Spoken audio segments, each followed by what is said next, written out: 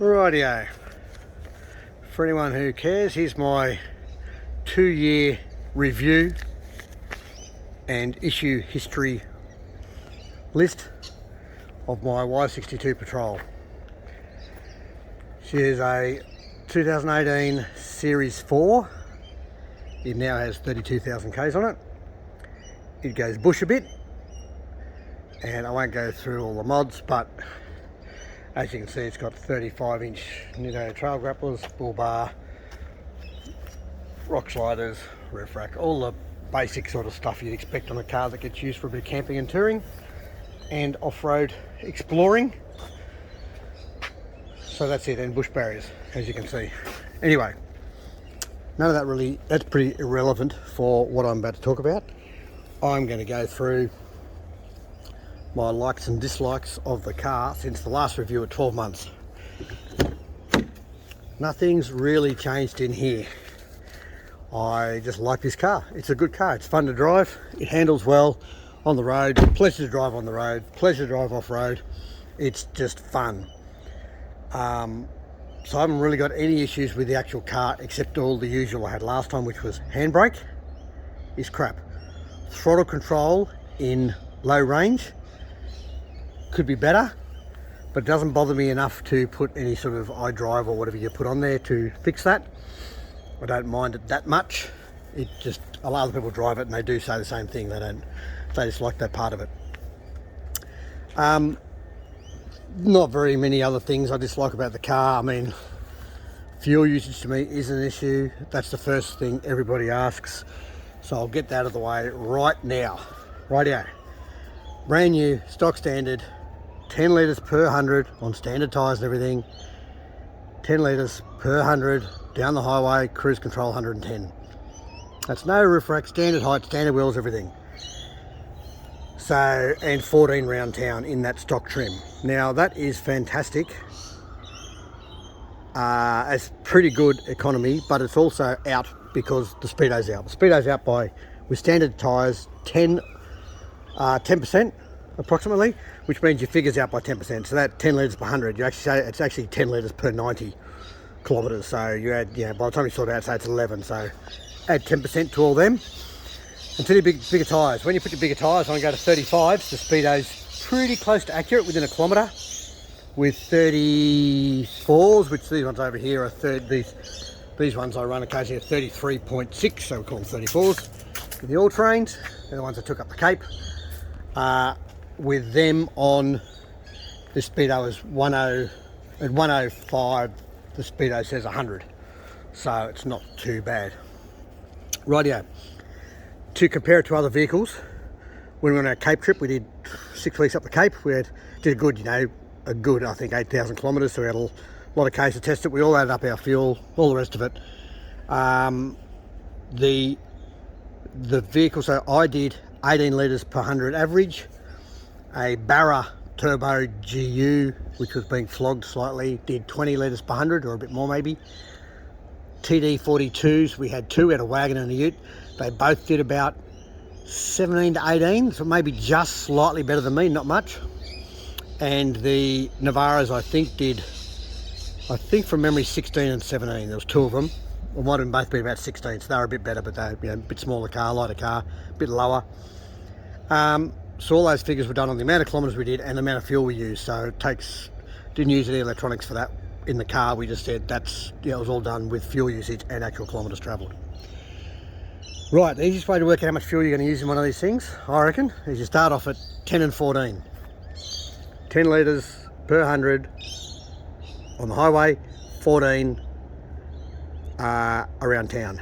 You can add 3, say towing a caravan, but it all depends on the caravan you're towing. I tow that one there, and I generally was doing 16 on the highway, so I probably added about, that's with the bigger tyres, so I probably added about, say, 4 litres per 100 towing a caravan. It depends.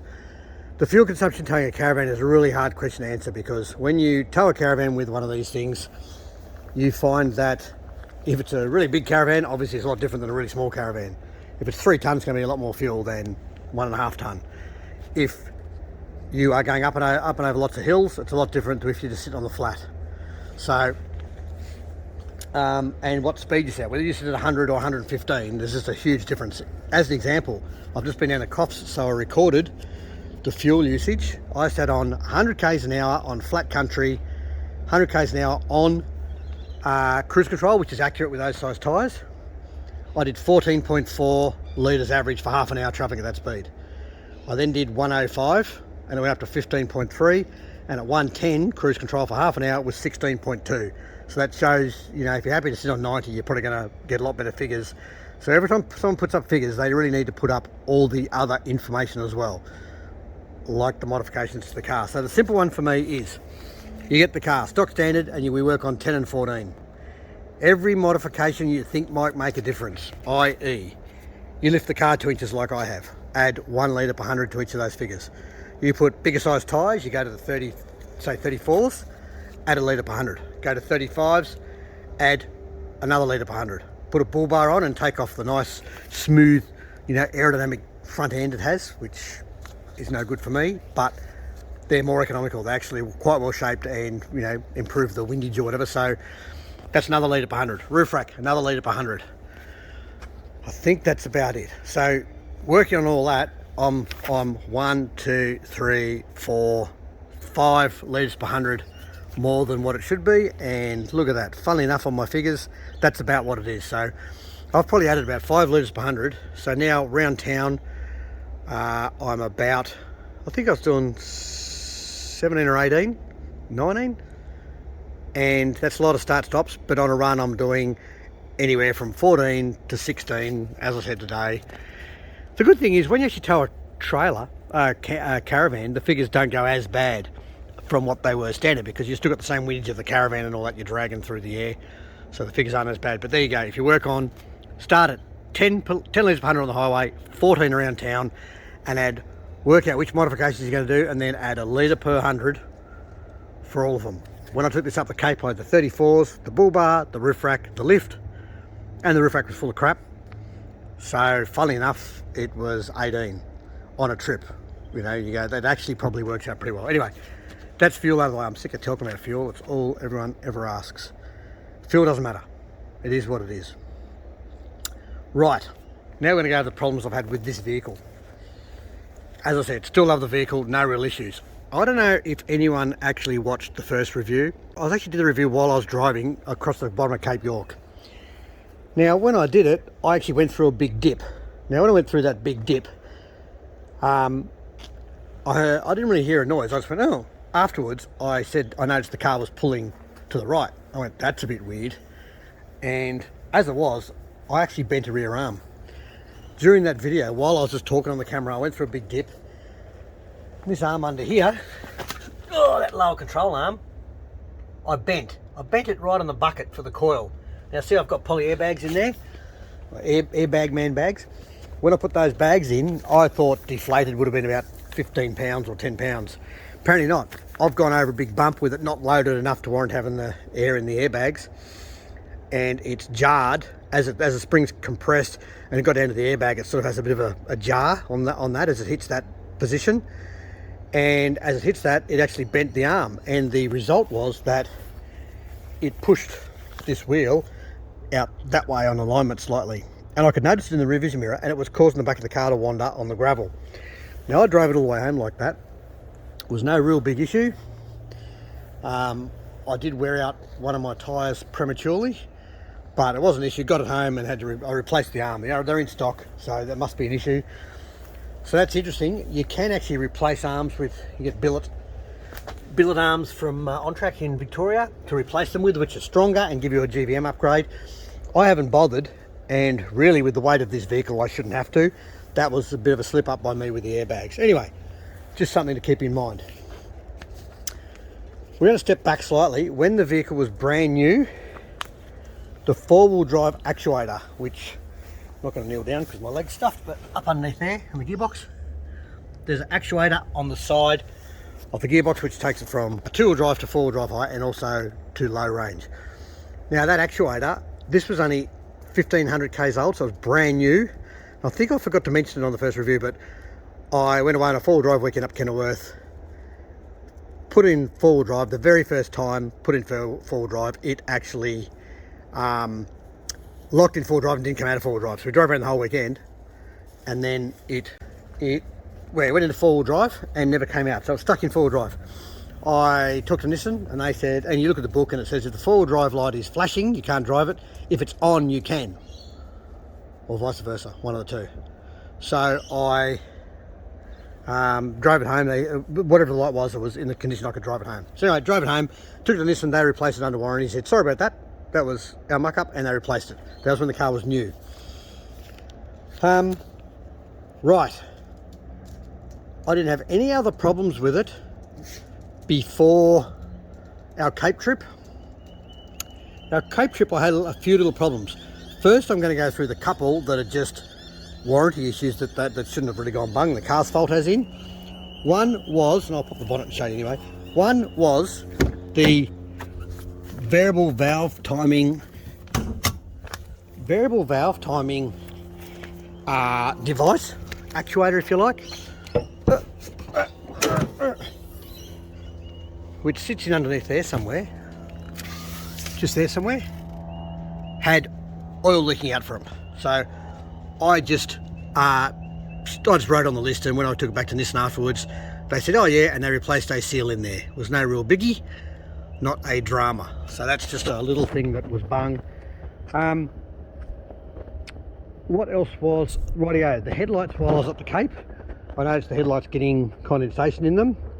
Now we forded some pretty deep rivers up there, so I can only guess that water pushing against them maybe just damaged seals or popped the lens or whatever, but both of them would get condensation. Now I pulled them apart, dried them out, and I put them apart, dried them all out, put them back in, and nah, still no good. So I had an air blower in there, just blowing air through there, and yeah, the very next time it was left out, it got condensation in there again.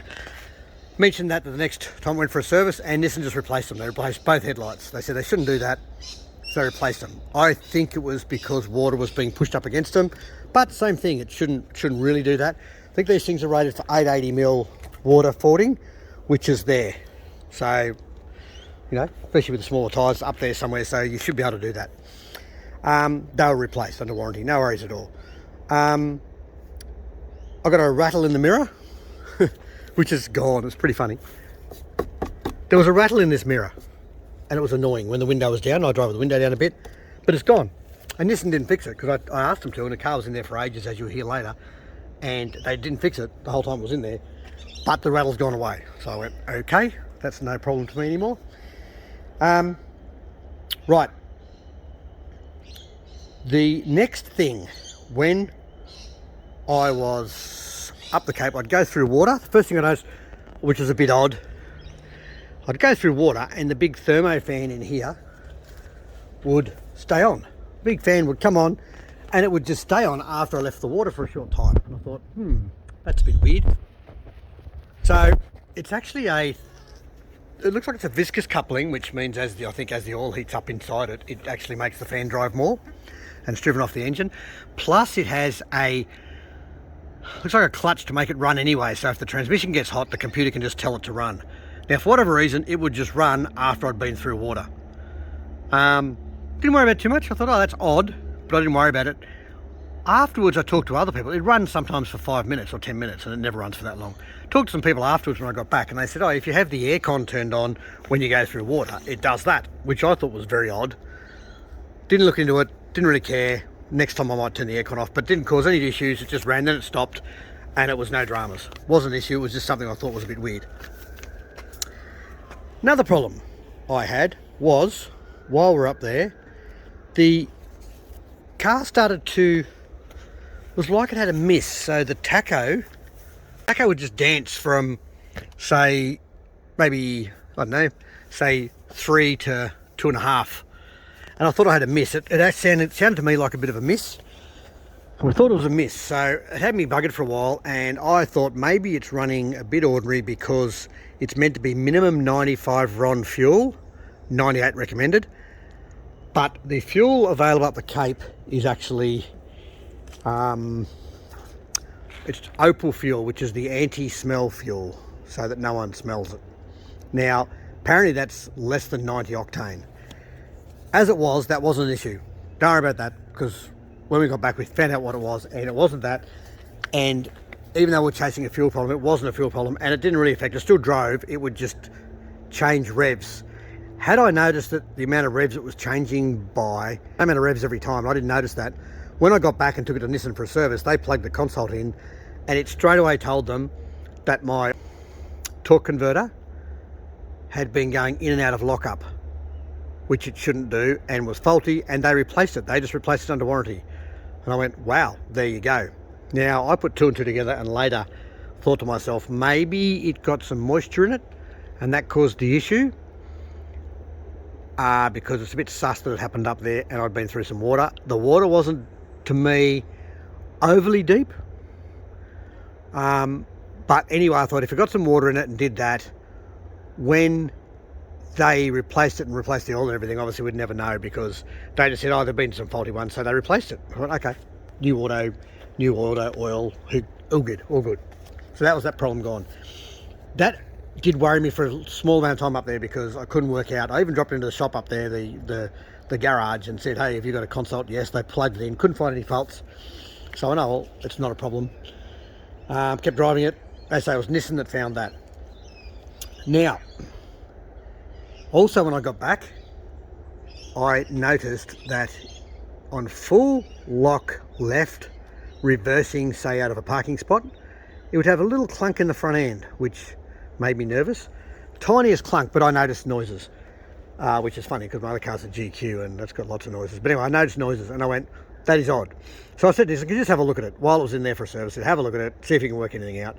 Well, they had a look at it, and I'm sure it was in this side, and they tell me, no, it's actually a problem with your transfer case. Then they dropped the oil in the transfer case and said, your transfer case has water in it.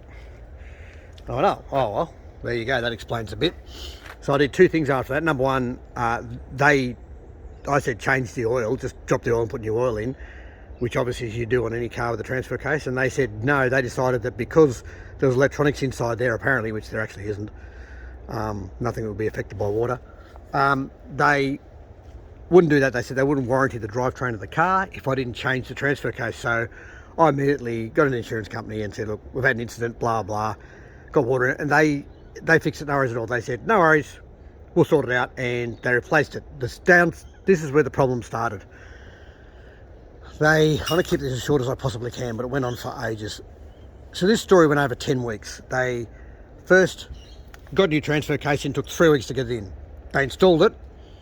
I drove out of the dealership and went down the road, and straight away, as the first time I backed off, I went on the on-ramp from their dealership onto the highway, M1, backed off. Straight away, the Auto 4, Auto 2 lights flashed on and off, flashed up two-wheel drive, four-wheel drive, two-wheel drive, four-wheel drive, kept on flashing between them. And then it made this horrific noise in the transfer case. Went back to Nissan, and they said, oh, so they had it for a couple more days, could not get it to replicate. So I know. So I took the car again, had it for 3 weeks, no dramas at all. Towed a caravan, did off-road trips, nothing. Then one day I was going down a really steep hill, and I went from on throttle to off throttle, backed off, and as I backed off, it did the same thing again. It did the same thing, like flashed up the lights and went into angel mode, angel gear. So I rang him up and said, hey, I know how to get it to do it. Took it back to him. They put the tech in with me. He went for a drive, and he said, and he couldn't work out what was actually wrong with it, but he saved all the data and said that transfer case is buggered. So that's okay. We then took the transfer case out. They took it out again. They put a new one in. When they put a new one in, what have we got here? Oh yes, how good's this? Leftovers. When they put a new one in, excuse me again, they had to then get another one. They got another one in about 4 to 5 days, put it in. They took it for a drive, did the same thing. Anyway, they did this 3 times. They then had every expert look at it under the sun. They had looms out, computers out. They replaced traction control computers, all this stuff. Anyway, and they rang me straight away and they said, oh, we think it might be that we've forgotten to put dowel pins in. But that's what the other Nissan's saying. We don't think it's that. That would be ridiculous. Wouldn't cause that issue. And I said, well, I actually agree. I think it probably would. Sure enough, they'd forgotten to put the dowel pins in. No dowel pins. I actually had the old transfer case because I got it from the insurance company because I'm pretty sure there was nothing wrong with it. And it's on my bench. Sure enough, there were dowel pins were still in that one. So anyway, I'm trying to keep this short. So Nissan put dowel pins in it and rang me the next day, says good to go, and it's been good ever since. So that 10 weeks without a car was really a really dumb problem. Number one, I could have, like any other vehicle I've owned, lengthened the breathers on the auto transmission and the transfer case. I didn't work this out. The reason being, every other car I've had, I've done that. But this one, I checked the diff breathers, and the diff breathers are nice and high. So I know, yeah, all good. But in behind the engine there, down in behind there, about half up the fire, you have to do it from underneath, down in behind there, sorry, it might be those two tubes over there. Anyway, down and over there, there's the two breathers come up, and they come up to about this height. Instead of this height, they come to that height. So they actually come up to a lower height than the fording depth of this car, according to the manufacturer. Anyway, that was really annoying. I brought that up with them, but they just did not care. Anyway, long story short, if you're going to put a snorkel on because you think you're going through water that deep, lengthen the two breathers that come up in that gap down there between the engine and the firewall. Very important, because number one, the autos are expensive, and number two, the transfer cases are expensive. They said $7 grand, but as I've got one sitting here now as a spare, which I could probably sell on because I don't think I'll ever need it. They're pretty heavy duty. So there's that problem. Now, once again, that wasn't really the car's fault. That started off as my fault, and then it was the dealership's issue and the people that had working on the car. It was, you can't really blame that on the Nissan, so that was just annoying. Anyway, so transfer case. The next thing I had was, while I was up the Cape in that same incident, I dented this door. So the car went in and got panel work done on this side. When it came back, I had no wheel. I had one wheel sensor working, just this one. So that's the only wheel sensor I have working. Took it to Nissan. The panel beating company said we didn't disconnect anything. The guy who fixed the wheels said, well, I put new sensors in both the wheels on this side that I did, and those two work, because I've actually changed any wheel I could put on here works on the dash, but none of the others work. So Nissan won't look at it because I've got aftermarket wheels. What difference that makes, I've got no idea. So I've got the original wheels over there. I'm going to put back on, take it back to them. But at the moment I've got no tyre pressure sensors. Doesn't bother me. I've got one. I don't really care that much. But you end up with the alarm on the dash. That's the annoying part, saying you got a flat tyre. That, I think, is all the issue. That sounds like a lot, but if we reel it off quickly, the four-wheel drive actuator from brand new, that was a Nissan issue, as was the oil leak in the VVT. All the rest, we're going to sort of say is a bit to do with the environment and maybe some lack of forethought by me. So we've got those two issues. We had the fan staying on, water in the transfer case, maybe water in the auto, water in the headlights, a rattle in the mirror. So if you look at all that, it's not really bad. It's all very minor stuff, which just ended up making me think about it for a while. But that's not big things. It's not big issues. I'll probably get hammered by people for saying how many dramas we have with this, but it wasn't a drama. A lot of people wouldn't even think about the fan coming on. They'd go, who cares? Fan came on, went off again. Wouldn't think that I'm actually thinking to myself, why did it come on after water? It shouldn't. Coincidence, blah, blah. Same with the auto. The auto, you hardly notice it. When I was driving it, I just noticed it and went, oh, that's odd. The revs just change. A lot of people probably wouldn't notice that. The oil leak in the VVT, do people even look under their bonnets and notice that? It was only a dribble. It was nothing. The rattle in the mirror went. I drive with the window down. That's the only reason I noticed that. There has been one other issue which I will be getting done under warranty, which is not a biggie, and it's been like it since nearly new. But see this button here? I'm getting picky, but if I push it certain ways sometimes it doesn't come back out. So you push it on this side, it's all good. If I push it on that side, it stays in. See that? Yeah, I push it on that side, it stays in. I don't think it's meant to. Yeah, there you go. Look, it won't come out. There you go. So that's the other thing anyway. A dumb little thing like that. Apart from that, love the car. Would buy another one tomorrow. That actually sounds like a bad review because of the few issues, but if you think about most of them, they aren't really that big. They're who cares issues. Most of them could have been quite easily avoided. Really, it's an oil leak, a sticky button on the steering wheel, and a transfer case. By the way, when that transfer case actuator plays up, It even says it in the manual. If you get stuck and you need to put it in or out of four-wheel drive, all the tools are in the kit that comes with the car, and the instructions are in the glove box manual. You literally take 4 flange bolts off, or 3 flange bolts off the actuator underneath the car, and there's a big Torx shaped spark plug socket looking thing that you just put it in and out of four-wheel drive. So the instructions are all there, the tools are there. I actually didn't see that till afterwards, but either way, that's nice to know. So there you go. If you use these things off-road, you just got to think a little bit about what you do with them and how you set yourself up, what gear you take as spares. Like any car, if you took an old GU Patrol everywhere across the desert, you'd set yourself up with spares, you'd lengthen all the breathers, you'd change your oils and blah, blah, blah. So I was probably a bit slack with this one. But having said that, I'm a happy man with this car. It is a good thing, and I can't think of anything I'd replace it with. I just get annoyed when I've got to take the old GQ away on weekends, because this is probably a bit big and a bit too nice to wreck or to damage physically. I'm quite happy with its ability off-road. Is ridiculous. Like, you climb up hills, and it just loves climbing up hills. It is a good thing. Especially considering it's got the gearing that's just standard, and I've put bigger tyres on. Would be nice with slightly lower gearing and a few things like you'd do to a GU or any other car you take off-road and do big dumb hills. You'd put reduction gears in. In this case, we've left it standard drivetrain, standard everything else, put bigger tyres and a bit of lift, and it is an extremely capable touring car that is so much fun on hills that sometimes I don't want to take the twin-locked, lifted GQ ute. This very capable car, very capable, reliable. I think it's a good car. I'm a fan. I would buy another one. That's it, till 3 years. Hopefully there's not too much to report at the 3-year review. We'll see, eh?